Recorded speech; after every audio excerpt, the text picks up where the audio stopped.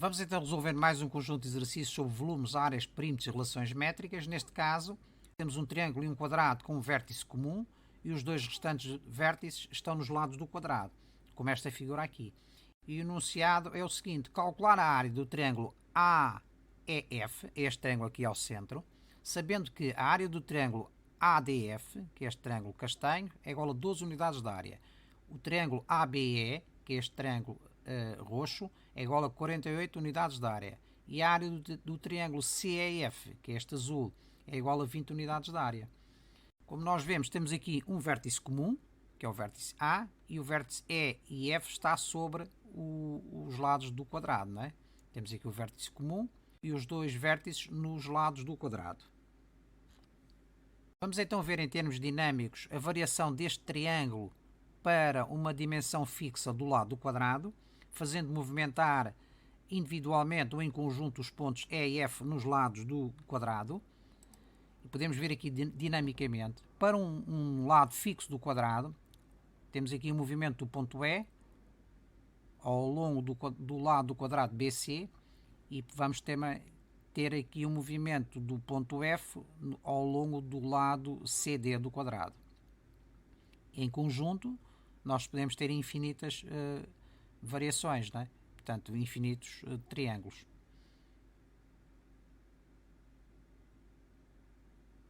Portanto, isto é só para dar uma ideia em termos dinâmicos do nosso exercício, não é? Vamos então continuar com a resolução e o que se pretende é, sabendo as áreas destes três triângulos, calcular a área deste triângulo ao centro. Como é que nós podemos fazer isto? Nós desconhecemos o lado do quadrado. Vamos admitir que o lado do quadrado é igual a k unidades de comprimento.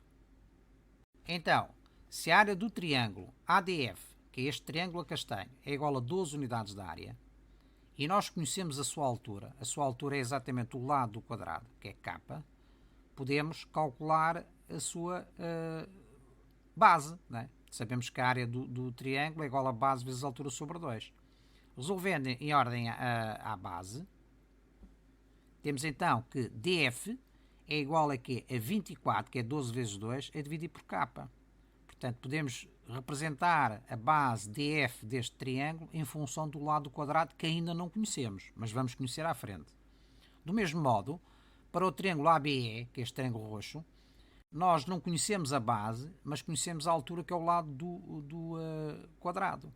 Estamos a considerar que esta é a base e aquela altura. Poderia ser ao contrário, poderia ser esta a base e esta a altura, não é? É indiferente. A multiplicação é comutativa, o resultado seria exatamente o mesmo. Então, sabemos que a área é igual a 48 e é igual a base vezes k sobre 2, resolvendo em ordem à base, que é o nosso lado BE, é igual a 48 vezes 2, que é 96, dividido por k. Temos do mesmo modo esta base representada em função do lado k que desconhecemos por enquanto. Tendo por base a área do terceiro triângulo e sabendo a base e a altura, porque é que nós conhecemos a base e a altura? Se conhecemos esta base aqui, em função de k, que é o 96 sobre k, e se o lado do quadrado é k, esta base aqui é k menos 96 sobre k.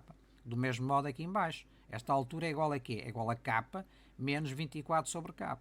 Então, conhecendo a base e a altura e conhecendo a área, nós podemos ter a área deste triângulo em função de k. Só que vamos obter uma equação do quarto grau, né? Se fizermos estas continhas, vamos obter e vamos verificar que isto é igual a k à quarta menos 160k ao quadrado mais 2304. Temos então que resolver esta equação do quarto grau, mas como é uma equação biquadrada, nós podemos resolvê-la como uma equação de segundo grau, fazendo esta mudança de variável. K ao quadrado é igual a p. Vamos então resolver esta equação de segundo grau, recorrendo à forma resolvente, ou forma de Bhaskara, e verificamos que P1 e P2 é igual a 144 unidades de área ou 16 unidades de área. Nós estamos a calcular o K ao quadrado, não esqueçamos, não é? K ao quadrado é exatamente a área do quadrado. E então a forma resolvente é muito simples. Temos então menos B, mais ou menos B2 menos 4AC sobre 2A. Menos B é exatamente menos 160, vai dar 160. Depois b ao quadrado vai dar menos 160 ao quadrado, ou seja, 25.600. E 4 vezes a vezes c, a igual a 1, c igual a 2.304, vamos obter 9.216. O que vamos ter aqui é 16.384, raiz quadrada disto, dá exatamente 128. Temos então dois resultados, P1 igual a 144 unidades de área e P2 igual a 16 unidades de área.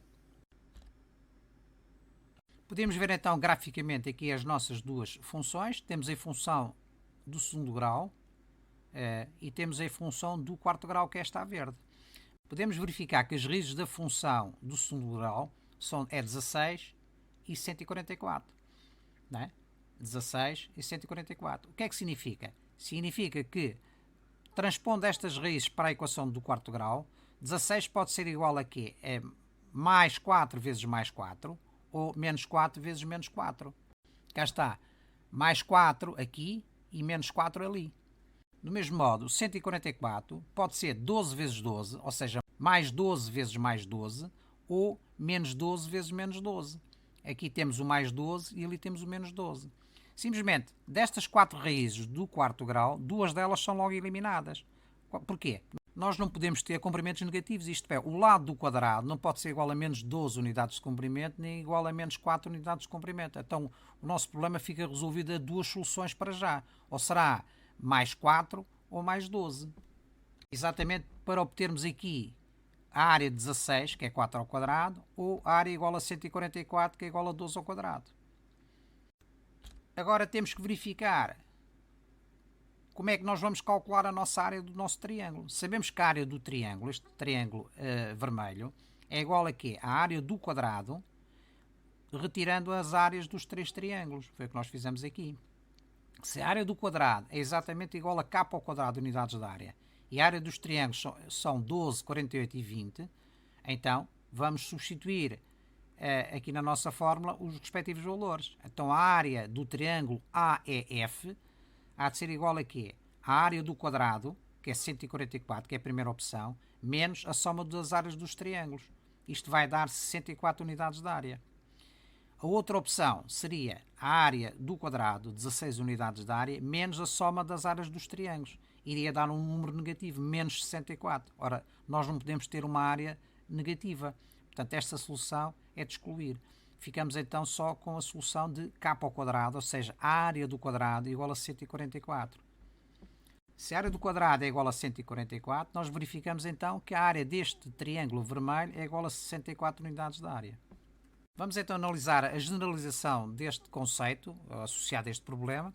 Já vimos a generalização da movimentação do ponto E e do ponto F nos lados do quadrado, mas não vimos em simultâneo com a variação do lado do quadrado. Nós verificamos na parte inicial esta variação da posição do ponto E e do ponto F para um lado fixo do quadrado. Vejamos então a combinação dessas variações. Podemos fazer variar o lado do quadrado apenas e as distâncias aqui mencionadas do ponto E e do ponto F aos vértices mais próximos serem constantes, ou podemos introduzir a movimentação dos pontos E e F nos respectivos lados do quadrado. E então passamos a ter combinações. Neste caso temos a combinação da posição do ponto E com o lado do quadrado, mantendo fixo a distância DF,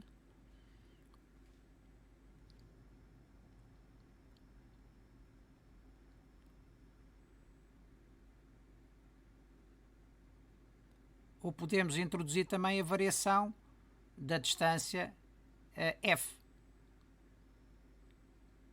relativamente ao ponto D, né? Isto é, esta distância aqui. Já variam as duas posições dos pontos F e E nos lados do quadrado. Como podemos verificar aqui, temos infinitas combinações, não é?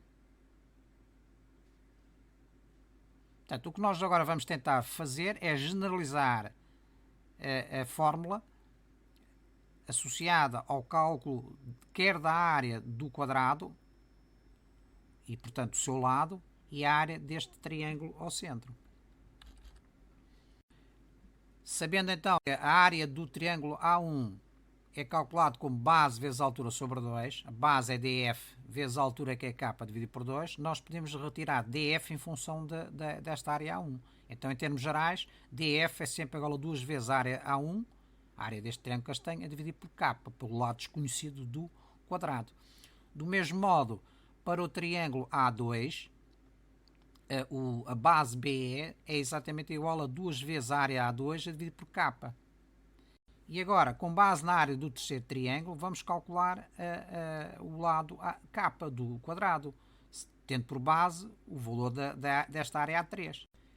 Temos então que a área A3 pode ser esta base aqui, podemos tomar este como base e aquele como altura, será K menos 2A1 sobre K, que é o comprimento de K menos este comprimento pequeno, que é 2A1 sobre K, que é DF, vezes a altura, que é K menos BE. Ora, BE é igual a 2A2 sobre K. Portanto, desenvolvendo esta expressão e resolvendo em ordem a K, o que é que nós verificamos?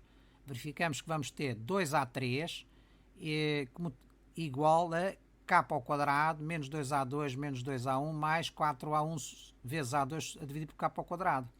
Então vamos obter esta expressão do quarto grau, que é uma equação, neste caso está igualada a zero, e podemos resolvê-la como uma equação do segundo grau, fazendo a aplicação da fórmula resolvendo, como nós já vimos anteriormente. Temos então aqui o menos B, o B2, menos 4AC, podemos pôr em evidência aqui o 4 vezes este primeiro termo, menos 4 vezes 4 o segundo termo. Ora, raiz quadrada de 4 vezes isto é a mesma coisa que raiz quadrada de 4 vezes raiz quadrada do que está aqui à direita. Isto é, o 4 passa para fora da raiz como 2, que é raiz quadrada de 4. Temos então que a área A3 pode ser esta base aqui, podemos tomar este como base e aquele como altura, será K menos 2A1 sobre K, que é o comprimento de K menos este comprimento pequeno, que é 2A1 sobre K, que é DF, vezes a altura, que é K menos BE. Ora, BE é igual a 2A2 sobre K. Portanto, desenvolvendo esta expressão e resolvendo em ordem a K, portanto, chegamos a K ao quadrado igual a esta primeira parcela dividido por 2, que é exatamente A1 mais A2 mais A3, mais ou menos esta segunda parcela dividido por 2, ou seja, apenas a raiz. Temos duas hipóteses, mais ou menos. A hipótese menos é excluída, não é? Porque já vimos que dá números negativos. Portanto, ficamos apenas com a hipótese positiva. Portanto, K ao quadrado é exatamente igual à soma das áreas mais raiz quadrada do que está aqui dentro. Isto é, o quadrado da soma das áreas menos 4 vezes a área do triângulo A1 vezes o triângulo A2. Podemos calcular o K ao quadrado e sabendo exatamente o K ao quadrado e sabendo as áreas dos três triângulos, podemos calcular a área deste triângulo ao centro. Portanto, temos aqui a forma geral de cálculo para qualquer posição, ou seja, para qualquer variante que nós possamos ter na combinação desta figura.